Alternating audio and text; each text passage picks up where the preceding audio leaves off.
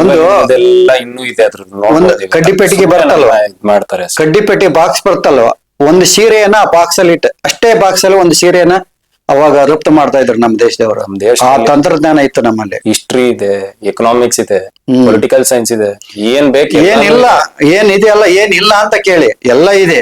ಆದ್ರೆ ಅದರ ಅನ್ವೇಷಣೆ ಆಗ್ಬೇಕಾಗಿದೆ, ಅದರ ರಿಸರ್ಚ್ ಆಗ್ಬೇಕಾಗಿದೆ. ಅದನ್ನ ನಮ್ಮ ಪ್ರತಿಯೊಬ್ರು ನೋಡ್ತಾ ಇರೋರು, ಮಾಡ್ತಾ ಇರೋರು ಪ್ರತಿಯೊಬ್ಬರದ್ದು ಜವಾಬ್ದಾರಿ. ಅದನ್ನೆಲ್ಲ ಇದ್ ಮಾಡಿ ಅದನ್ನೆಲ್ಲ ರಿಸರ್ಚ್ ಮಾಡಿ ಈಗ ನಿಮ್ಮ ಜವಾಬ್ದಾರಿ. ನಾನೇ ಈಗ 8-10 ವರ್ಷದಿಂದ ಗುರುಕುಲದ ಬಗ್ಗೆ ರಿಸರ್ಚ್ ಮಾಡ್ತಾ ಇದ್ದೀನಿ. ಎಲ್ಲ ಗುರುಕುಲಗಳಿಗೂ ವಿಸಿಟ್ ಕೊಡ್ತಾ ಇದ್ದೀನಿ. ಅಲ್ಲಿ ಏನ್ ಕಲಿಸ್ತಾರ. ಆದ್ರೆ ಇನ್ನೂ ಪ್ರಾಚೀನವಾದದ್ದು ಇನ್ನೂ ಸಿಗ್ತಾ ಇಲ್ಲ. ಈಗಿನ ಗುರುಕುಲ ಎಲ್ಲಿ ಸಿಗ್ತಾ ಇಲ್ಲ. ಫಸ್ಟ್ ಸಂಸ್ಕೃತ ಕಲಿತು ಷಡ್ದರ್ಶನಗಳು ಕಲಿಬೇಕು ಮೊದಲು. ಷಡ್ದರ್ಶನ ಆಮೇಲೆ ಭಗವದ್ಗೀತೆ, ಉಪನಿಷತ್ತು, ಬ್ರಹ್ಮಸೂತ್ರ, ರಾಮಾಯಣ, ಮಹಾಭಾರತ, ಆಮೇಲೆ ಪುರಾಣ ಇವೆಲ್ಲ ಹೋಗ್ಬೇಕಾಗತ್ತೆ. ಹೌದು, ಕನಿಷ್ಠ 12 ವರ್ಷ ಬೇಕಾಗತ್ತೆ ಅದಕ್ಕೆಲ್ಲ ಕಲಿಯೋದಕ್ಕೆ. ಹೌದು, ಆ ಜ್ಞಾನ ಇಲ್ಲಿ ಇಲ್ಲ, ಯಾವ ಗುರುಕುಲದಲ್ಲಿ ಇಲ್ಲ.